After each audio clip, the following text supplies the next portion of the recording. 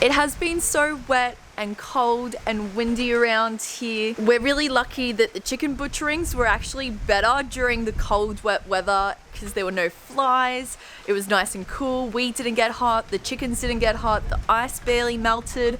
But getting anything else done around here at the moment is almost impossible. The garden is loving having all the rain on it. My flowers are doing well, my vegetables are doing well. But not only that, my weeds are doing really well as well. And I just absolutely do not have the motivation or the drive to get out into this rain.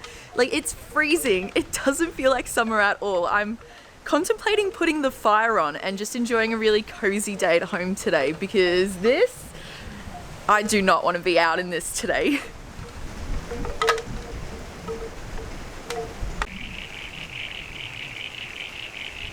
We finally have a break in the rain. These last few weeks, even months, we have just had rains almost non-stop, and it's been impossible to get out into the garden and really do anything. Along with the fact that both Sam and I have been working lots, getting things organized in time for Christmas, organizing things for the chicken butchering and all that stuff. It's been so busy here on the homestead. And as you know, we don't spend all of our time here on the homestead full time. We do have part-time jobs that we're in.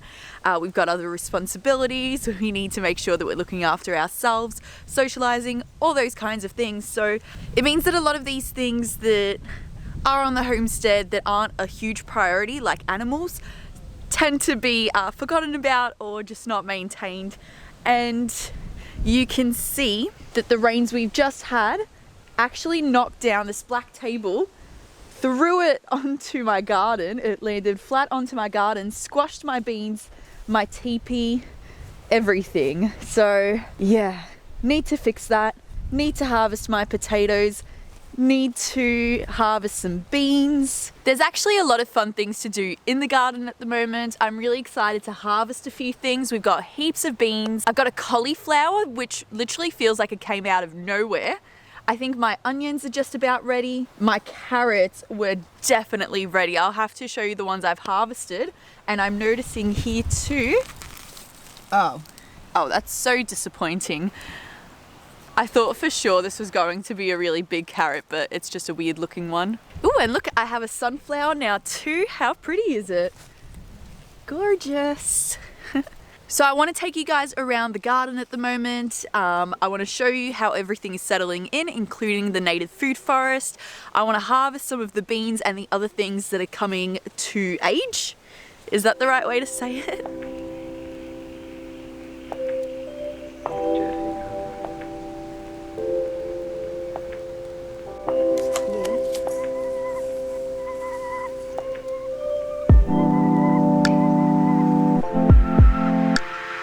My poor squished beans. Look how many are ready.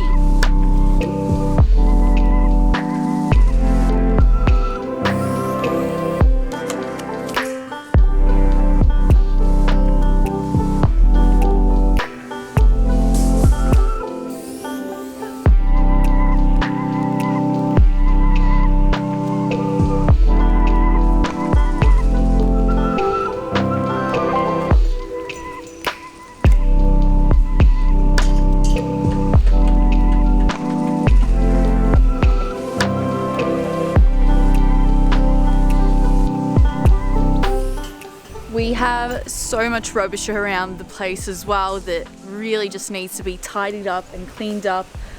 Plants that need to be pulled out, like this sweet pea, which is definitely done. But let me show you guys my cauliflower.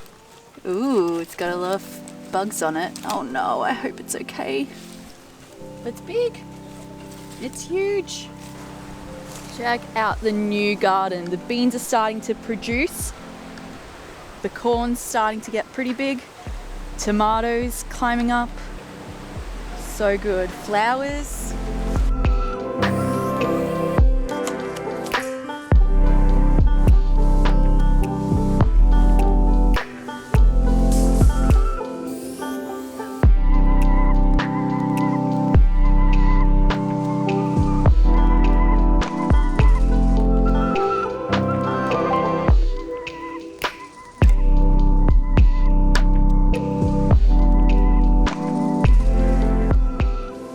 So you can see in the new garden, things are absolutely pumping and growing so quickly. The pumpkin is starting to spread out. And if you look, it's actually got little flower buds starting to grow. The beans are starting to produce in all of the gardens, no matter when I planted them. It seems to be the season for them. The tomatoes in this garden are also doing really well. They're starting to grow up the stakes. Some of them are even getting little flowers, and I think that's due to the cold weather that we've had lately and all of the rains as well. Beetroot's growing really nicely as well. You can see them starting to bulb up, which is so fun. There are flowers in the garden. The gooseberries are starting to actually get their flowers and then their berries.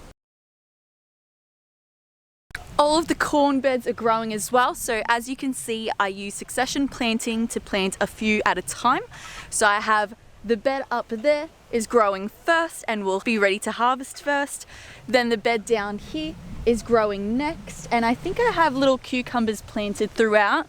So we'll see how they go. I hope they work out, but so far my cucumbers have found it too cold to establish themselves. And then the very last corn bed is here. And again, all of the corns are popping up, which is really great to see. You can see though, my garden is still full of weeds. It's just been so busy and hectic and so rainy that this has been the last priority. We haven't even gotten here and you can see that the weeds beat me to it.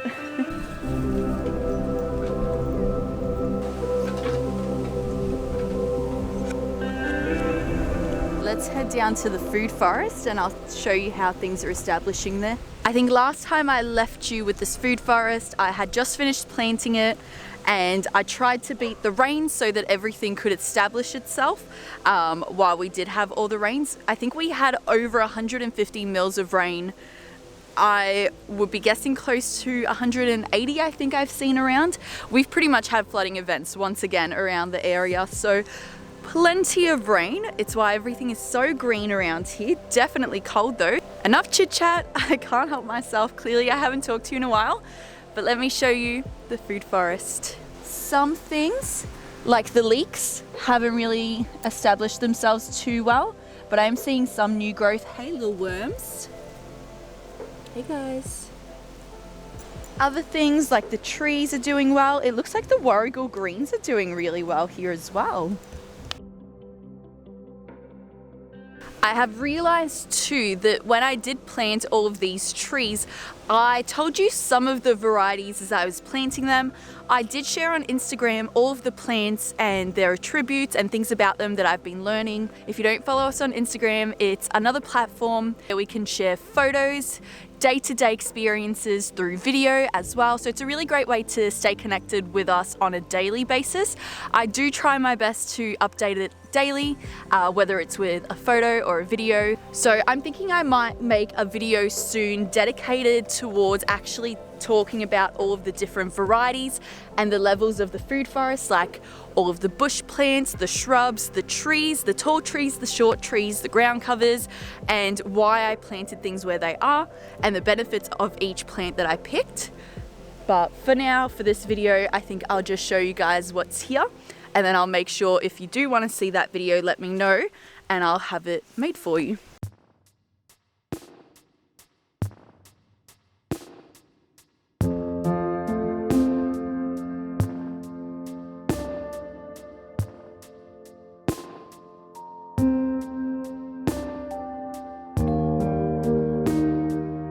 I think the lily pilly has by far been the one that's established itself the best. I can see lots of new growth on it.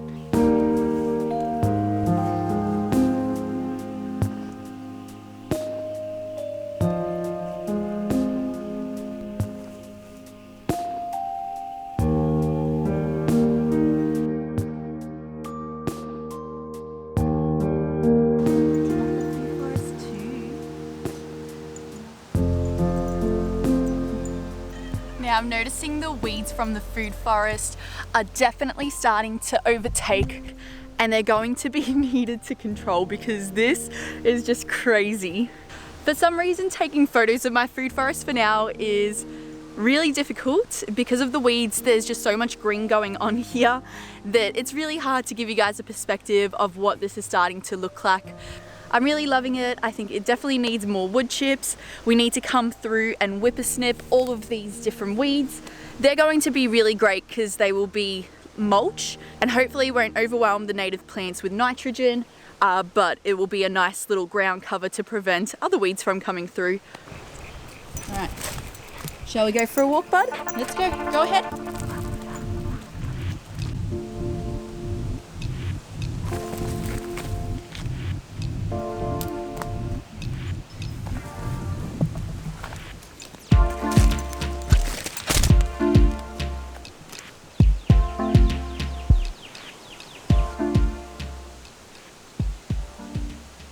This is a part of our property that we don't get to share as much, but part of the routine is taking Eris, our puppy, for a walk every single morning and walking through this beautiful forest at the back of our property.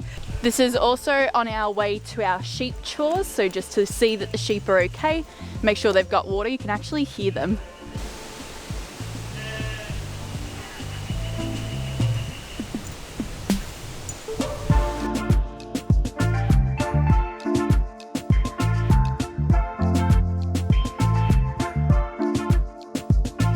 Let's go have a look at the sheep.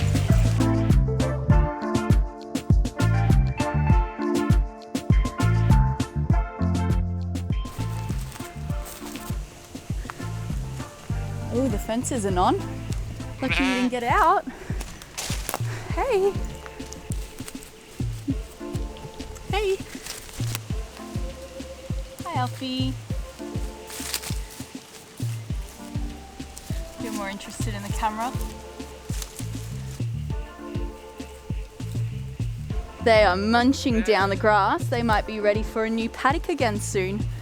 I think the next spot is probably getting down lower and starting to head their way back home. I'm looking forward to being able to see the sheep on our forest walk because they're now heading towards that way a bit on our pasture. But also I'm looking forward to not having to walk quite so far because right now they're actually at the furthest point of our property. It's not that it takes a lot of effort to come out here in the mornings, but because the sheep don't need extra food most of the time, they've got plenty of grasses here, they drink their water slowly, they've got their shelter, they've got everything they need. It means that I'm coming out here just to say hi to them in the morning, which I love, but when I'm in a rush in the morning, it's the last thing I want to do when it's this far away. So it's going to be really good to have them closer. Now let's make sure the fence is actually on. It's been left off twice now and they haven't run away again. So they've been a lot better in staying in their spot. They're not testing the fence anymore.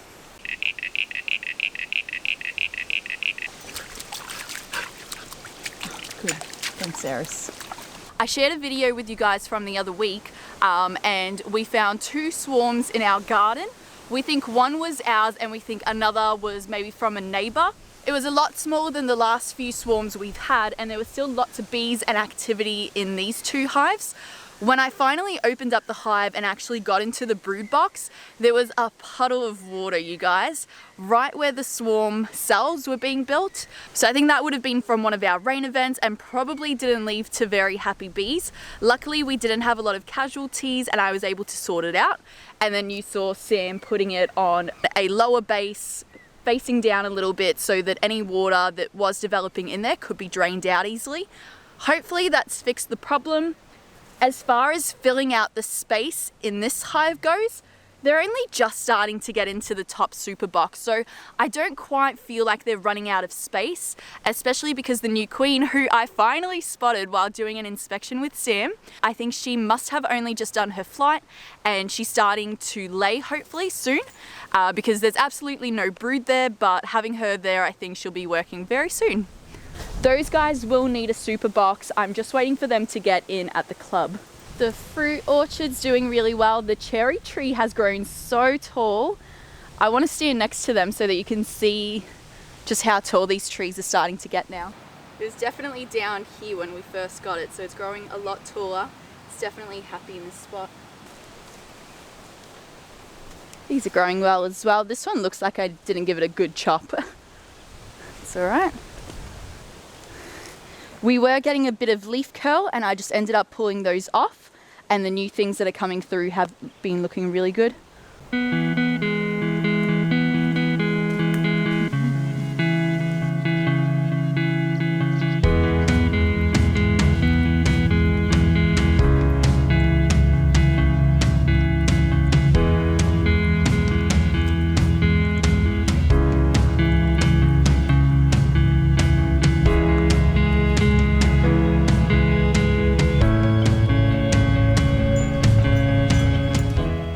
carrots that I harvested the other day, most of them have gotten so big that they have split. But that doesn't matter. Hey, not for you. There's carrots for you down the bottom. I'll give them to you in a moment. They've stored pretty well in the pantry so far, along with the potatoes, and they're still really hard and crispy. But I want to freeze a lot of these, so I'm going to cut them up and freeze them for stir fries.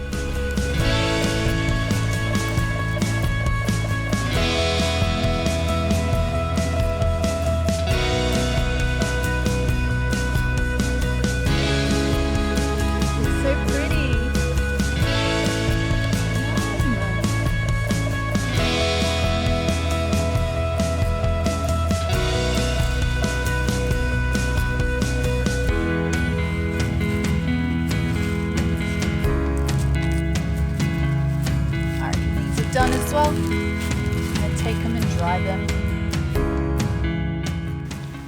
I want to see if any of my garlics have done well. Not really. We'll just have a couple of little young garlic.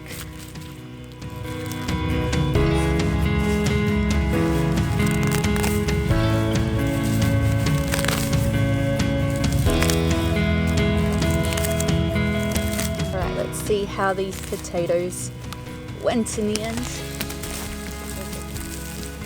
Go away. The oregano here as well. Wow, this had a bit of fun under the potatoes. Oh, that scared me. He's huge. We grow the biggest worms here.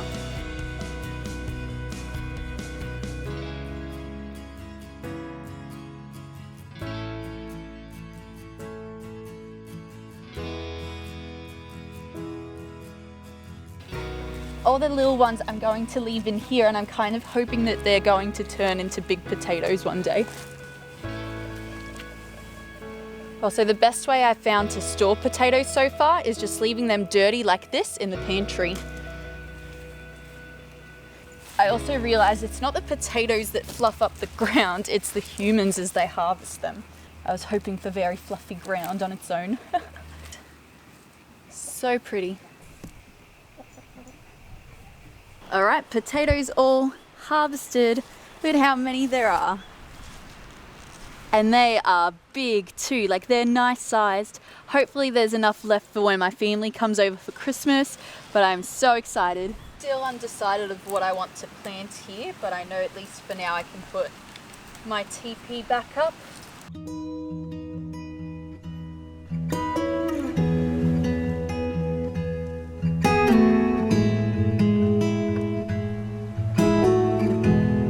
I did also want to say I have already harvested some of the rhubarb. We had it in an apple and rhubarb crumble, which was delicious, one of my mum's favorite things. I love this little garden, it's amazing. You can see there's carrots growing here as well, they're not quite ready. The beans have started to grow, so far only 2. That fig tree is once again growing through the net, so I'll have to prune that as one of my jobs soon. Feijoa tree's looking great. Lemon tree definitely needs a prune as well. One of the jobs on another day. I'm going to need to stake up some of these tomatoes. I'm not sure if I'm feeling up to it today. Sometimes you just need to prioritize the jobs that you feel motivated to do and leave the other ones for later. Because the whole point of this is to enjoy what we're doing, to love gardening, growing our own food, which we do most days. But some days you just can't be bothered, guys, and that's totally normal. And today I'm feeling that. But I really wanted to get those things harvested. I wanted to show you around the garden. And I think the last thing I'm going to do is pack up some of this chicken equipment that we have laying around that's been drying off, then getting wet thanks to the rain, and then drying off once again. So that's gonna be the last thing I do, and then I think I'm gonna call it for today. Whatever this weed is, I absolutely hate it. It just keeps coming into my garden and it's so hard to pull out. Like if you don't get the core of it, it's just right in there. Ugh.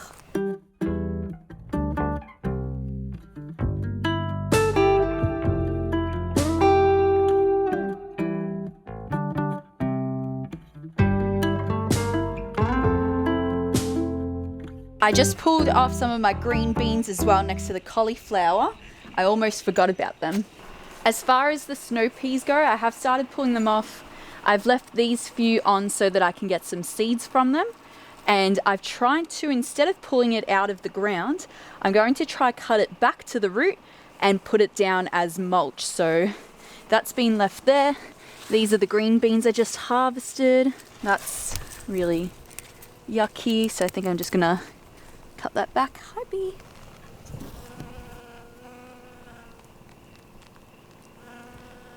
So again, instead of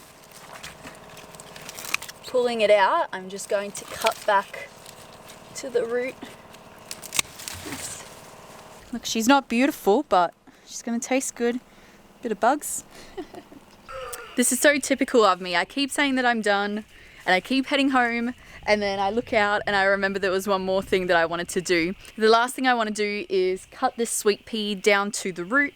Again, I don't want to actually pull out the plant or the roots because I want all of the benefits from this plant to stay in the ground. And the whole reason for the sweet pea, one is because it's beautiful and smells so good, but also this actually helps to fix the nitrogen in the soil, which is going to be perfect for my little passion fruit vine.